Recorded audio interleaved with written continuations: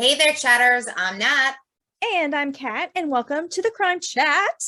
I am your forensic femme fatale, and Natalie is your true crime addict connoisseur. We're just two girls who were born cool, but global warming made us hot. And while we're smoking, we just obsess about dark crimes, evil minds, and occasionally the unknown. Love it. And it's going to be quite the unknown today. Here's your disclaimer, chatters. The following crime chat contains adult content and descriptions of potentially violent scenarios, odd scenarios maybe today. Ooh. Your listener discretion is advised. You have been warned. And before we get into today's crime chat, Kat, what have you done? Everything. So I was out of town last weekend, went to visit family out in Phoenix. My brother and his family live out there. My aunt and uncle live out there. I've got some cousins out there in the greater Phoenix area. And we had a get together. And I couldn't believe it. My aunt comes over and she brings up a bottle of Martha's Chard of 19 Crimes. And I'm like, I love that wine. And it's so funny because I was like, I can't find it anywhere. I got it. I saw the one bottle the one time. And then that's when we were like, we got to do a 19 Crimes follow-up, right? We got to do like another one. And then because Snoop Dogg has his, we talked about it on the crime chat before, like they're BFFs, right? Martha and Snoop. So we're planning that for the future. So we got to talking and she's like, oh, I've listened to every single podcast. I've listened to every single episode. She's like, I love the music. I love like your guys' interaction. And I was like, oh my gosh, we have a fan base in Phoenix. Woohoo! Wait, she's a chatter. She's one of our Aunt chatters. Becky. Aunt Becky. So, we also, for those, we mentioned a few episodes back, we started a TikTok and for our last episode that aired on April 9th, the Russian sleep experiment. Yes. We're at almost 8,000 views already on that little TikTok short for that. And it's like, yes, I know. We're making it. You know, everybody needs to just kind of like and follow it. And because we want this, I mean, we're reaching so many people. We've been doing this, less than a year? Yeah. And probably 6 months? 6 months. And we enjoy it so much that I think the chatters are liking it too, because you know what? We really are two regular girls. I mean, let's face it, we are. Yeah. Nothing special. We just know how to hide a body. It's it. Can you help me hide a body? Oh my gosh. So today's crime chat is one of those oddities that I'm so excited. It is a bonus episode, y'all. Yes. So it is full episode is only available on Patreon. Every couple months. There'll be an extra Saturday in the month, and that means bonus. And the only way you can listen to this podcast in full is to subscribe to our Patreon as little as $1 a month. Yes, I do have a confession. So okay. Oh no, we have to talk about Natalie-isms, Nat-isms. Okay, because the last episode, I have to admit, sometimes words are dickable for me. Okay. Yes. Sometimes I just get ahead of myself mentally and I just kind of like stumble over my words. But I was listening to a word that I said and I couldn't believe I said it, but it made total sense in the moment. And you didn't correct me. So I'm like, oh, it made sense. So the word was fight. And I said fighted. Oh gosh, I didn't even catch it. Yes. You fighted. I fighted. I'm like, where did I get that word from? I'm like, okay, you know what? Are you ready for my story today? Yes. And chatters, we're going to break it up a little bit. So Natalie is going to give you a little bit more of the unidentified flying apparatus size. Chattism with kind of pro aliens. They do exist. And then mine is going to be a little bit more on potentially the debunking. So you listen, you tell us, chatters, what you think. Yes. That's going to be good. I can't wait because I really, so for my story, my focus was exploring Roswell. Yes. You've heard of it, right? Of course. So UFOs, flying saucers, little green men, they all sound corny these days, but back in 1947 in Roswell, New Mexico, this was real. Like, this was no joke. The Roswell crash is the most famous UFO event in history and has the most compelling evidence that aliens really do exist. So good luck debunking it, girl. Do they? Well, local military confirmed that it was a flying saucer 80 years later. Well, we'll talk a little bit about declassification too. So yes. Many people believe that an alien spaceship crashed in New Mexico. Witnesses said that they literally saw little gray men running around Roswell Army Airfield. The Air Force has admitted in their official story about Roswell, the U.S. government may know more about extraterrestrials than they let on. So the truth is out there. Kat, your Air Force. Uh-huh. We're gonna have to grill Kat a little bit. Okay. All right. So let's chat about it. She was, I don't know if the word, I wouldn't say threatens, but they did kind of say, as according to her, that they stated that if she spoke again about this, what she saw in that room, that there would be brutal consequences. It's called a non-disclosure agreement, or an NDA, that she probably had to sign. Okay. So her way of describing it is that's a brutal consequence. An NDA. I mean, it depends. So now the next 40 years go by. Miriam does not bring this issue up again. Now, I wonder if they paid her off, though. Maybe. All right. I would ask them to pay me off. I would do anything for cash. Yes. But I won't do that. No. Oh, my God. I won't tell you. Okay. It was a spy balloon. We've got enemies out there. The enemy is among us. We're trying to protect our country. We're trying to protect our borders. We're trying to protect our secrets. And you idiots are just running around trying to poke holes in our story. Just leave us the hell alone. And I mean, it even comes into this day that we're like, now, government, tell us the truth, but you have to have some sort of respect for that secrecy. Yes. Now, I don't condone cover-ups. I fucking despise cover-ups. Mm-hmm.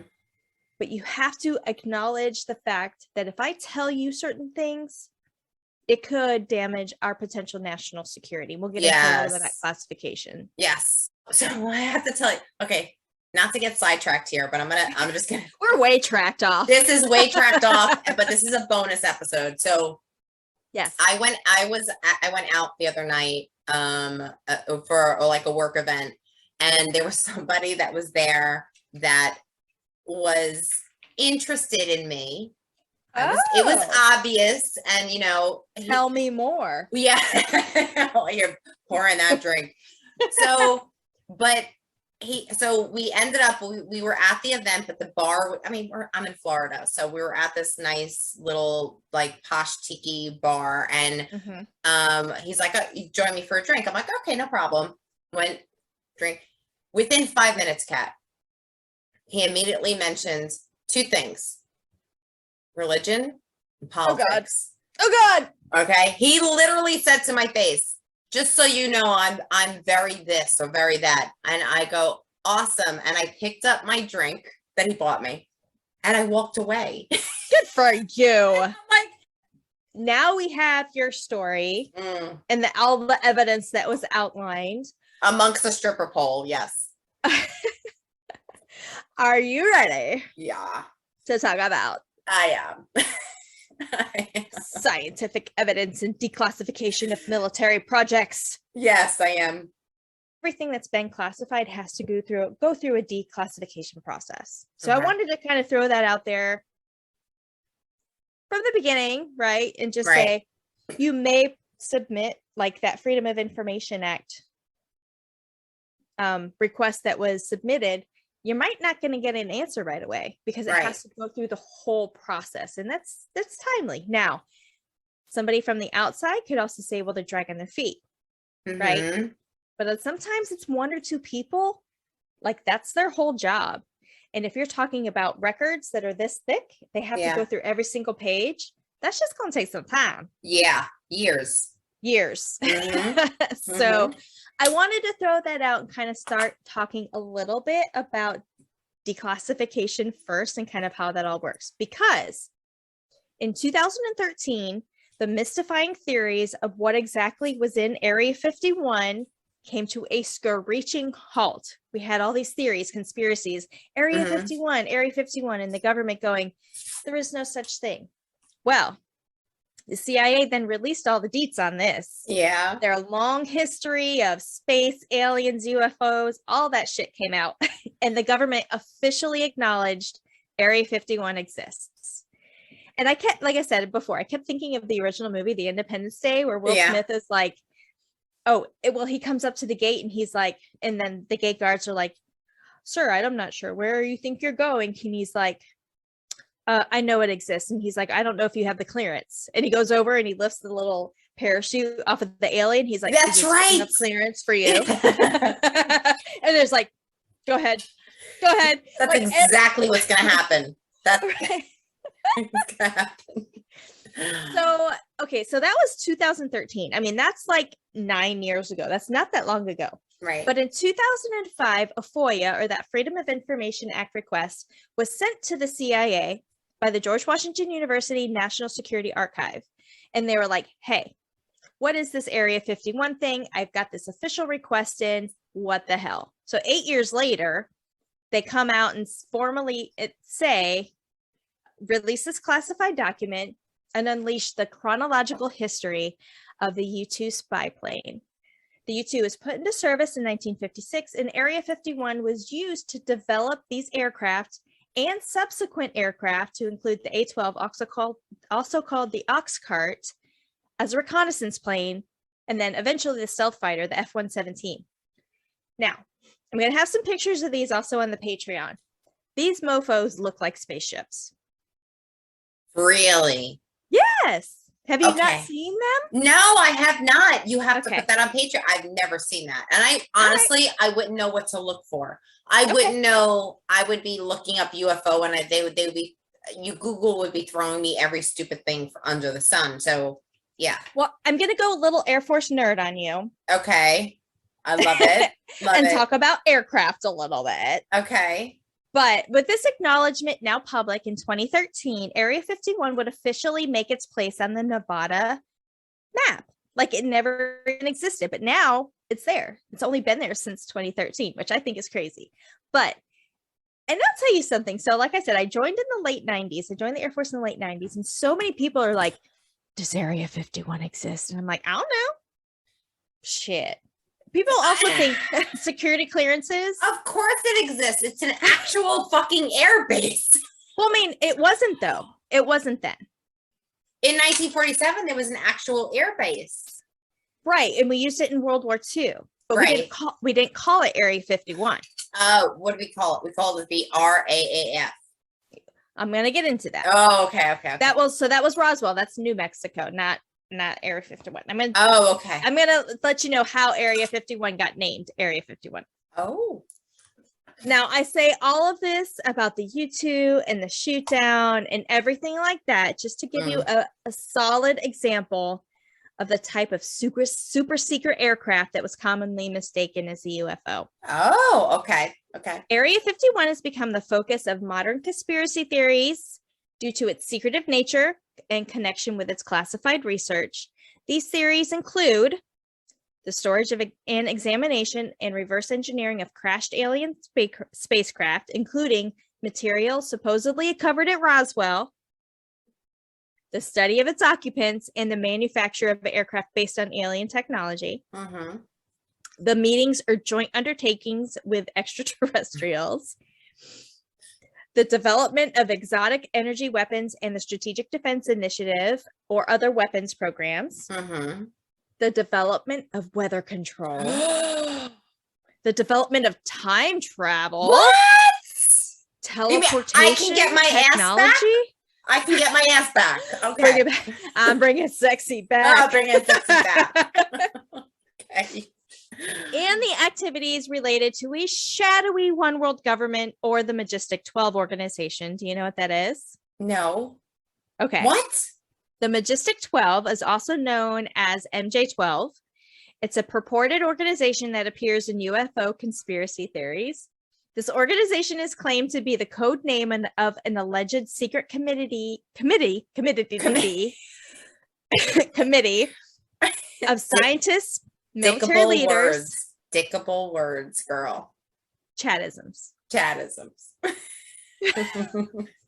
The organization is claimed to be the code name of an alleged secret committee of scientists, military leaders, and government officials formed in 1947 by an executive order from then President Truman to facilitate the recovery and investigation of alien spacecraft. We talk, you decide, chatters. May 14th is our next episode after this one. Yeah. All right, guys, you don't want to miss it. No. We'll see you on the next time. We'll see you next time. Wait, we'll see you. Yeah, at the next Crime Chat. Yes. All right, guys. Bye. Bye.